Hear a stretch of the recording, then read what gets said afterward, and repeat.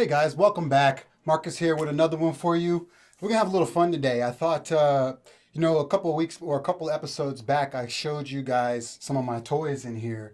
I did a little studio tour, and I thought it'd be cool to kind of dive into one of my favorite toys and show you a little bit more around what it can do, how it works, and why I love it so much.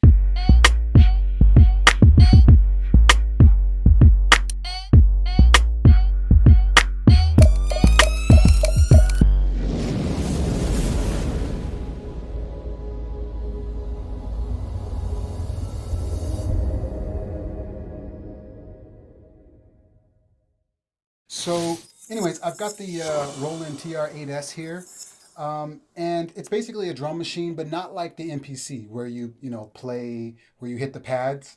It's more designed as a sequencer where you can just kind of touch buttons, and these buttons represent moments in time, and it'll make more sense in just a minute. But one of the reasons why I love using this piece of gear is because I come up with all kinds of random accidents that end up being really cool, and it's just a whole lot of fun. So what I've done is I've got a beat that I'm working on right now, and what I'm doing is it's just some basic chords and some ambient texture with a kick and a snare. I'll play it right now.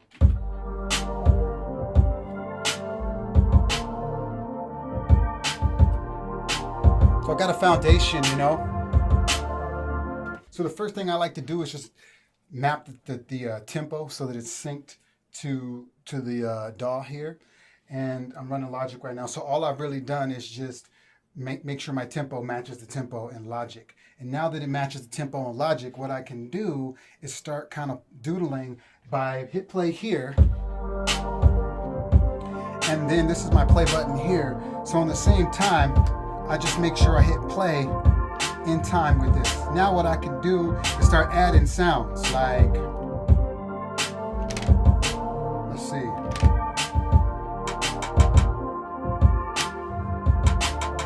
Right? Cool. We'll keep adding stuff.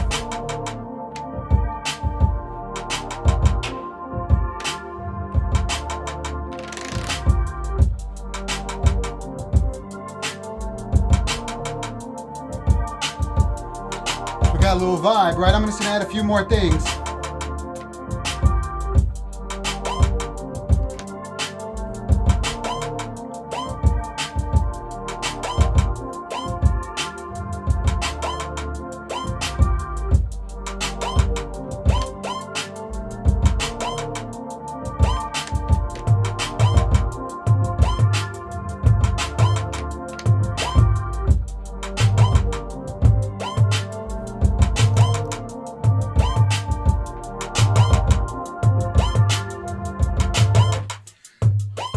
Cool, so I got some nice little rhythmic percussive stuff going on, and that you could easily do in Logic. But what you can't easily do in Logic, which is what I'm about to show you now, is manipulate those sounds on the fly really quickly, really easily. So let's go back to our hi-hat pattern, which is this guy here. We'll get rid of everything else. So let's add a little complexity to this hi-hat pattern. So I might do something like take some of these out, replace them with sub rhythms, which give us that real quick, nice little rhythm there, right? That's cool. Let's throw in maybe some open hi-hats in some areas. So I'll go to my open hi-hat section, and we'll add maybe some open hi-hats every once in a while.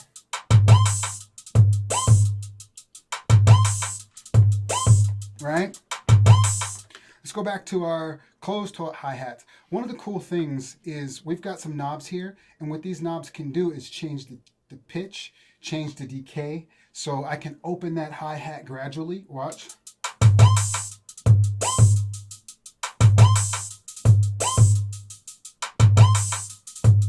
And I can automate that. I can record the movement of the knobs. So I'll hit record and play that again.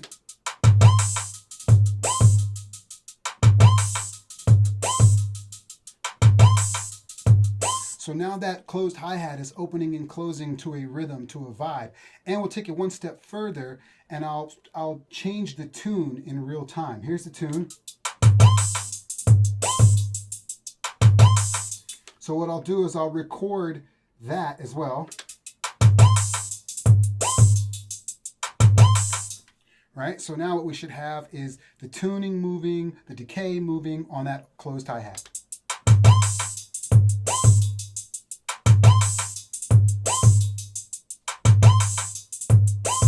Right? So right away we're starting to get a little cool little vibe. Let's see what else we can add. I'm going to go to a snare drum real quick, see if we can add something there. Maybe a nice little roll here at the end. Let's see.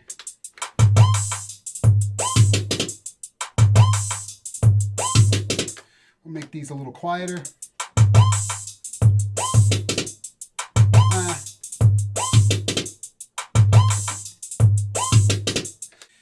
Okay, so now I've got a few things happening. I'm happy with some of the stuff happening in the box. I just need to get it to blend a little bit better with my track. So I'm going to play my track, play what's happening in the TR8. I'm going to balance it just a little bit, and then I'm going to put it in remix mode where I can really start to play with the arrangement. I'll show you what I mean.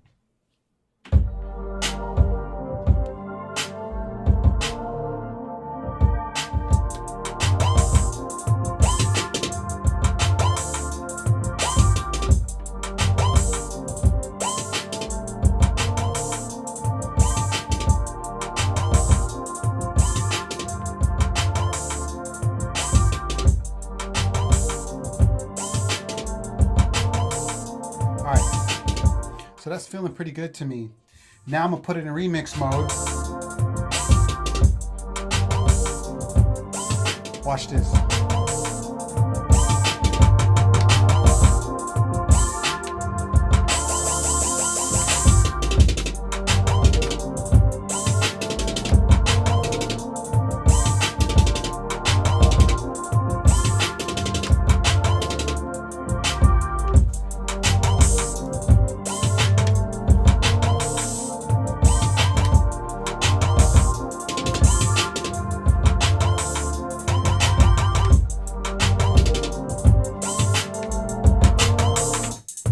That's just too much fun. I could do that all day.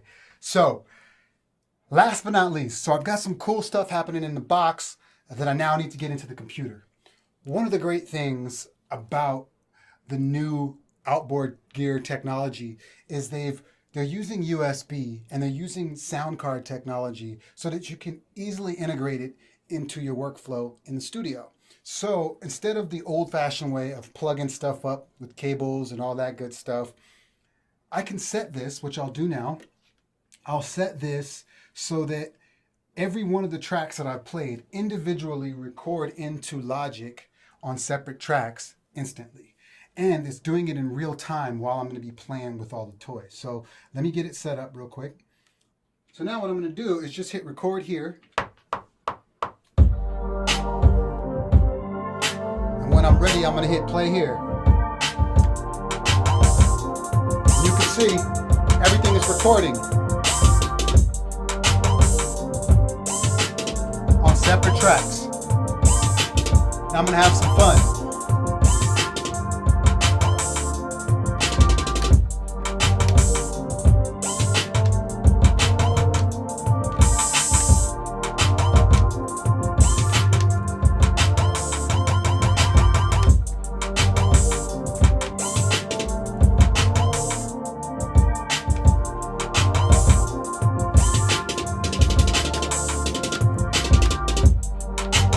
There you go.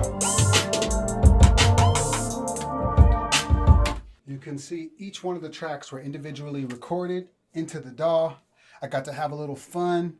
I got to make those hats change pitch and move. I got to play with the timing on the snares and all that good stuff. And to be honest, it was really just throwing stuff in there randomly and pushing buttons until I got something that I liked. And it's just a nice way to work because it can get really daunting to always just be looking at the computer, dragging and dropping files and playing the same, comfortable loops that I play in the drum machine. So this is a creative way to just do something out of the box, something I would have never imagined. And then I'm going to still go sit down with my stems and mold it into something that I feel works for the genre. But it's just a great way to do something spontaneous. So I really love it. It's a great little tool. You can also import your own samples into it. It's really a great buy, and it's become a very, very, used part of my studio. So thank you very much. I hope this was informative. Go out and get you one if you can. It's great. It's also a sound card. So, and it's also a standalone. You can also just plug your headphones in, go sit at the park, and create little grooves. All right, guys. Till next time.